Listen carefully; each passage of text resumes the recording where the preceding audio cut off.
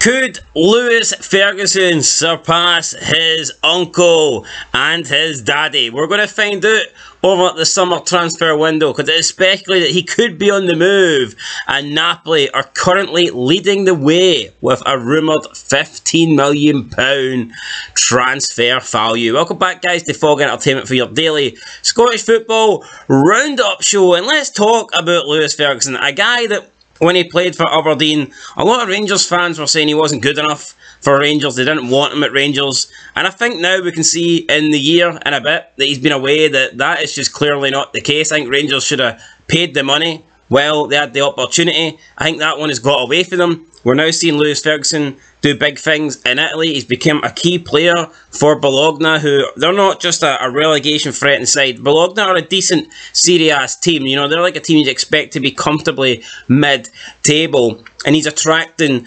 interest from Italian giants. We've seen AC Milan show interest earlier in the season. We've seen Juventus show interest earlier in the season. And now we have the Serie A champions, Napoli, showing interest. And for me, I'm not surprised. Maybe don't expect like him to go to a team that is a Serie A champions, but I'm not surprised that he's getting offers and interest from big clubs, because I think Lewis Ferguson is such a talented player, and I think if he keeps up his level at the moment, if he does get moved to a big club, it's going to be hard for Steve Clarke to keep him at the Scotland team as well. Absolutely, and if you think of teams that are competing at the top of like Champions League pot ones, you can only really think of Robertson that is in there for Scotland. So I think it would be great to see Lewis Ferguson in that Napoli midfield. Now, would he start? I'll be real, I don't really know an awful lot about the Napoli midfield. I know the likes of Victor Osimhen, the Georgia guy. I'm not even going to attempt to pronounce his name, but they're more attacking positions. I look at the Napoli midfield, I can't really think of many names. Can you? I've got Ndombele, but he was on loan. Ndombele is, I think he's way back to Spurs. I'm not saying he'd start Lewis Ferguson, but I think he's the sort of guy to be getting brought off the bench more or less every game. So I think it's a good move for all involved, man. Aberdeen are going to get a massive fee, sell-on wise. And would it be a step too soon for him? You could have argued the same about Bologna, so I don't see why it would be. I think you've got to take this with both hands. I don't think anyone expected him to go to Bologna and perform the way he did, and he's probably outperformed any expectations. So yeah, I think Aberdeen, I believe, have is it 15% sell on? I think it might be 15%. So yeah, no, they could be looking at 2.250 million. Yeah, they could be looking at another, tasty chunk of money. And I think Aberdeen are they're on definitely a club that is on the up in Scotland. But I would be interested to see Lewis Ferguson. I'm not saying Bologna are poor or anything like that, but it's a massive jump from Bologna to Napoli. And I think the more Scottish players represent it in the European elites, which I think Napoli are now. I think we need to accept over the past couple of seasons, they are one of the top teams in Italy now. Whether people might just always go to Juventus and the Milan sides, but for me, Napoli they're in that category. Can he become the new Maradona? I wouldn't go that far, but I mean, could he surpass Barry and Duncan? Possibly. I don't see why not. I think he's not going to have the hard man persona of Duncan, but if you said 2 years ago Lewis Ferguson was a better player than Barry Ferguson, you'd have probably got kicked out of Scotland. Let's be real, right? If he performs to a really good level at Napoli, what's stopping him from getting a big move to the Premier League? Nothing. And a bigger move than a relegation threat in Blackburn Rovers. Yeah, exactly. Sticking with Bologna though, they are looking to sign Josh Doidge for 5.2 million from Hellas Verona's, and Hibs would pocket 1.4 million. Thoughts on that? Again, another player that has went from the Scottish League to Italy, and he has surpassed all expectations. I think we need to stop running down Scottish football. We need to stop running down our game. We do at times produce really good players, and for some reason we're just quick to jump on these players and claim that they're overrated, claim that they're not good, claim that they're not worth this or not worth that. I think we need to stop that shit, and we need to accept that you can get good players in the Scottish League that do not play for the Old Firm, and just because someone doesn't play for the Old Firm, it doesn't mean that they're a bad player or that they're not worth money. I would have put Lewis Ferguson in the Rangers team when he was at Aberdeen. I think you could say the same for Josh Doidge. He probably could have went into Rangers or Celtic team. John McGinn, I know I always bring him up, but fuck it. Bring him up again, go ahead. When he was at Hibs, you could clearly see that he was one, if not the best midfielder in the league. I don't give a shit. People are going to say Cal McGregor, Scott Brown. No, you could just see that John McGinn was going to be something special. And I don't blame Brendan Rodgers for leaving the first time around. Celtic not paying the $3 million fee. But look, yeah, there's lots of good Scottish players coming out of Scotland, and I just think that we need to stop. There's almost like this stereotype where if you're playing in Scotland, unless you're playing for the old firm, you can't be good. Yeah. I think the same thing goes for Shankland and Nisbet, especially with the old firm. It's like, I don't want my club to sign them. And why not? Shankland had 24 goals last season. If you actually watch his all-round plays, he's fucking better than any striker Rangers have. And you could say the same about like Nisbet and Fanfine and all that stuff. So, yeah, no, for me, I think the players that play outside the old firm in Scotland, I think we need to show them more respect. And like I said, Lewis Ferguson could have been a Rangers player, and it could have been Rangers profiting. Who knows, if Lewis Ferguson went to Rangers, maybe he'd be the one. Maybe Rangers would be the one profiting 15 million after Lewis Ferguson said a Bologna. No, exactly, and you know what, I don't understand how some people thought Scott Wright was good enough, but Lewis Ferguson ain't. There's a few players like McKenna as well. You look at him. Another one, Celtic could have got him. And no, there has been players like Cosgrove who probably had similar level of hype but didn't live up to it. But again, I don't understand it. I feel like it just starts with the top, that stigma. We're here, well, we don't think they're good enough, so we're not going to sign them. I think Cosgrove was just someone that had a decent goal scoring record, though. I don't think anyone really looked at Cosgrove and thought this guy's a great player. Like, you know, I don't think anyone thought that. Yeah. But yeah, no, again, McKenna, another one that Celtic wouldn't pay the money for, and who knows, if they had paid the money, I mean, I'm sure him and Carter Vickers would be a good partnership. It's just weird though why they would go out and pay like $1 million for Greg Taylor from Kelly, but they wouldn't pay like 2.2. Greg Taylor was good at Kelly though. Although yeah, Steve Clark had John McGinn was different level. Steve Clark had everybody playing good at Kelly. Anyway, we've talked enough about Scottish players, they're all pish. Let's move on to the next bit of news, and that is Rangers could finally be getting their man. And it could be for approximately 4.5 million. Now there is conflicting reports between 4.5 or 5.5, but this team wanted 7. Criminals A. I knew Rangers weren't paying that. 7 or 5.5? 7. Or both. I'd be a bit surprised if Rangers paid 5.5, but I think it's more believable. I was just looking at the guy's age and the fact that, I don't know, his goal scoring record isn't that great. I just don't see Rangers paying the 7 million. Maybe, I said about half of that. He was the top goal scorer in the Conference League, not last season, but the season before. I know, but the inaugural year. Domestically, his stats aren't that great. Like, but yeah, that's a pretty good achievement. Yeah, but the problem is this team wanted 7 million. Then Rangers went in and tried to get Danilo, who also wanted 7 million. And Rangers are coming in with bids of 3.5 million. If a team say they want 7 million, is it not a bit poor they bid 3.5? Aye, halving it. Like, I know you could say it's different when teams like, I want 100 million for Declan Rice, but when West Ham want 100 odd million for Declan Rice, City and Arsenal don't come in with fucking 50 million. It's retarded. Now, for some reason, this team's appeared to accept 4.5, so maybe you could argue Rangers' strategy was correct, but yeah, they've got their man. This guy's got a better goal scoring record than Lammers. Beals looks like this is who he's wanted for the get-go. Hold on, is it everyone? Doesn't look like, yeah, everyone. I've got a better everyone's got a better goal scoring record than Lammers. Yeah, exactly. So, you know what, Beals wanted them. At the end of the day, two guys who I mean, Lammers might not have the goals, but he's played for a lot of top teams and top divisions, so all I'll say it's not like all those teams have seen something. They have to have seen something in him. I agree. I'm not going to turn around and say that they suck, but I am a little bit surprised that Rangers are willing to go and spend money on these players that outside of Scotland that don't have like particularly good records, yet they refuse to spend a couple of million on players from inside of Scotland that have proven what they can do in Scotland. That's what does surprise me a little bit. Alright, people say Kevin Fanfine was too old, but Nisbet, he had a year left on his contract. I'm pretty sure Celtic and Rangers could have got him if they really wanted. Easily, yeah. And like I said, I mean, if Rangers are willing to pay like 4.5, 5 million for this guy, why not give Kevin Nisbet a chance? I think Kevin Nisbet will. There's no doubt in my mind that Kevin Nisbet will perform well over the next 2 seasons, and we'll be looking back, making fids, in a couple of years' time going, oh, look at Celtic Rangers should have signed Nisbet, they could have sold him for a profit. It's not like if you sign Nisbet, you can't sign this guy. You could have signed both. Like, realistically. Worst case scenario, you sign Nisbet, the guy's a flop, he's not good enough for Rangers or Celtic, and you sell him. Yeah. You get a bit of your money back. I'd say Nisbet, I mean, not I'd say, automatically Nisbet going to the old firm increases his value. Of course, aye. So therefore you probably make profit no matter what.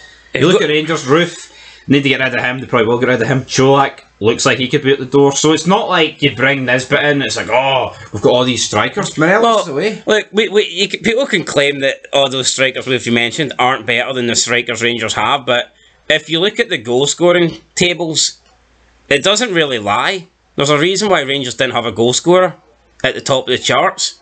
And I don't really want to hear about Cholak and Morelos being injured or unfit or whatever. But the fact remains is, I don't think there was a Rangers player in the top 7.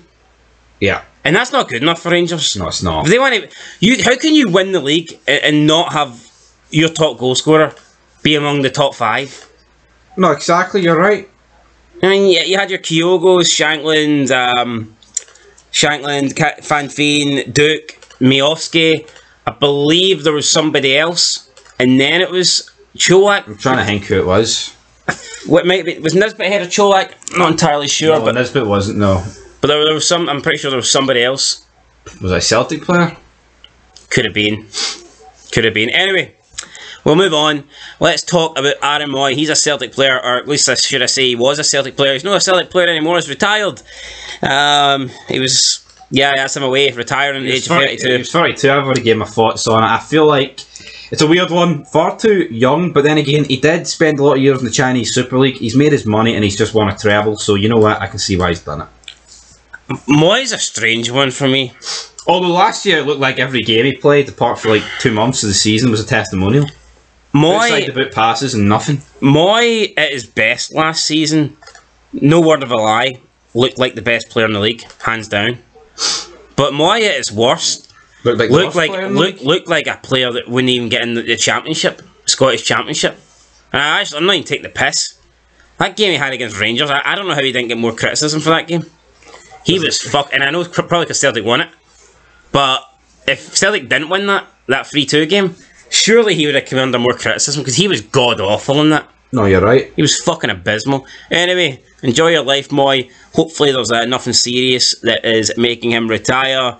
He just went on to say that he's really sad to be leaving the game, but he just feels like it's the right time. I think 32 is incredibly young, but you know what? The guy's probably made a decent amount of money. If he wants to retire now, if he can afford to retire financially and enjoy the family life, then so be it. Exactly. Who are we to say don't be doing that shit? I wish I could say that. Aye, not many people can. I retired at the age of 22, mate, so... Yeah. Speaking of someone that hasn't retired, but he has left the Scottish Premiership, it is Josh Ginelli. So, Swansea City have agreed to sign the former Heart of Midlothian striker. I don't know how to feel about this. I'm annoyed to lose Ginelli. He said that he wanted to stay at Hearts, but he needed a good deal. Obviously, that deal didn't come. Hearts said they gave him the best deal that they could offer. Now, was Ginelli being too greedy? Were Hearts being too stingy? Why did they wait so long into the season?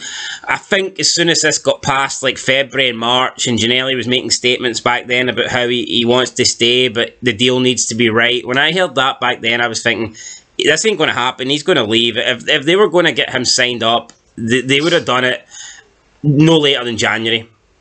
Yeah, they would have got the deal done in January. How much did they offer them? 6k? 8k? I think that's pretty good, but I suppose Swansea could make that look like chump change, couldn't they? Could they though? Well, I don't think they're. I'm not saying they could probably offer them about 25, but I'd be shocked if it was any more than that. I'm not even saying they're offering 25, but I think, you know, whatever Hearts can offer, a championship side can probably double it. Yeah. So, I mean, and double is quite a lot. Who would be on the most of Hearts? Shankland? But would he be? I believe... Craig Gordon? I think Shankland is on $6,000 a week. And he's the one getting the goals. And I could be wrong there. I think this information should be more accessible. I think we should find out what wages everybody's on. Now, I know you get websites, but a lot of them are shit. I remember reading a website and it was like... Although I don't think it said James Forrest was the 4th highest paid Celtic player, but again... I suppose you could believe that if he signed that contract when he was at his peak. Yeah. I think he signed a 5-year deal, didn't he? Yeah, because people need to realise, like, yeah, you've got players at Celtic who come in and hit the ground running, but they're still on the fucking contract they signed. It's like Hatate. I reckon he's probably on a low-end contract. Yeah, probably a couple of grand a week. Oh, I think he's on more than that. Jesus Christ. I don't think he's... I'd say he's on about maybe 8, 10. Well, yeah, I wouldn't say he's above 10. I'd say about 6, 7. Anyway, it doesn't matter. Josh Ginelli's gone. You any thoughts on Josh Ginelli leaving? I think Hearts need him. Talented player, in my opinion, second best threat that Hearts have going forward. Yeah, exactly. I think he's surpassed Barry Mackay. In my opinion, Barry Mackay has like one good game in every 10, which ain't enough. Oda, I mean, a lot of people seem to be impressed. I personally am not. Humphreys is away. An alright game against Celtic. They still got pumped 2-0, so... Humphreys is away, and Liam Boyce is like 35 now and just gets Liam Boyce. He gets injured every season. You know, I don't think Liam Boyce is someone that you really want to be relying on now at this stage. If you have ambition to be the third best team and you want to try and close the gap to Celtic Rangers and you want to try and do well and get better in Europe, is Liam Boyce really the man you want to be looking to? And that's no knock on Liam Boyce. I think Boyce, like 5 years ago when he was in his prime and he didn't have all these injuries and he had a bit more pace to him, I thought Liam Boyce was a good player. No doubt about it, but yeah, I don't quite know if he was ever Hearts level. And I certainly don't think he's Hearts level now, but considering that he is getting into his mid-30s and has had a shitload of injuries. Let's talk about someone, though, that is left St Mirren to go to Ross County, and that is Jay Henderson. He follows in the footsteps of Eamon Brophy to go to County after St Mirren. And St Mirren, even though they had a good season last season, they just don't have money. No. And you can see that they're getting rid of players that are good players, valuable players, but they are choosing to get rid of them. I think this is going to be a big season for St Mirren. I see their squad getting considerably weaker with this transfer window. Now, I know they were interested in signing Connor McMenamin from Glentoran for 75k. I'm shocked to see St Mirren offer through with them, didn't they? 0-0. 0-0. Right. Apparently St Mirren had the young boys out though, so we'll see. But it was here. You give us some 75k and we'll let you draw against us, and then it makes you look alright. Possibly. I think I heard rumours that Malky Mackay was asking for a bit more on the transfer department this season to stay at County, and maybe that's going to happen here because he got Brophy on a permanent deal, which I think is a pretty good appointment now. He's got Jay Henderson. I think Ross County probably do need to add a little bit to their squad. It is pretty weak, in my opinion. So yeah, no, I do think Ross County, if they want to comfortably survive this season, probably do need to bring in a few players. Dundee 12th, Ross County 11th. Can you really go wrong with that? Maybe not. And the last bit of the news today, not really transfer news, but former Scotland midfielder James Morrison has joined Steve Clarke's coaching staff permanently after helping the national side reach their highest world ranking since 2017. Scotland have moved up 6 places in the world and are now ranked 30th. What's your thoughts on that? I would be fucking shocked if there was 29 teams in the world better than Scotland. Absolutely, but I guess once you're already so far down in the 50s, you're not just going to go for like 50th to 12th. But no, I agree. It's just obviously you've got some certain teams and coefficients who are playing shite week in, week out, and they're obviously going to be high. But again, I feel like by the end of this group, we'll probably get into the top 15 maybe? Depends how it goes though.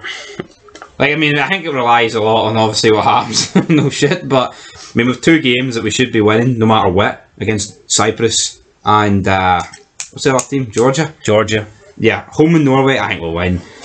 And we probably will get beat by Spain if not draw. So I feel like, yeah, no, it should be top 20 at least. Top 20, there you go, guys. You heard it there first. Anyway, we'll catch you in the next one. Been Fog Football. Thanks for watching. Make sure you like, subscribe, comment down below, and peace.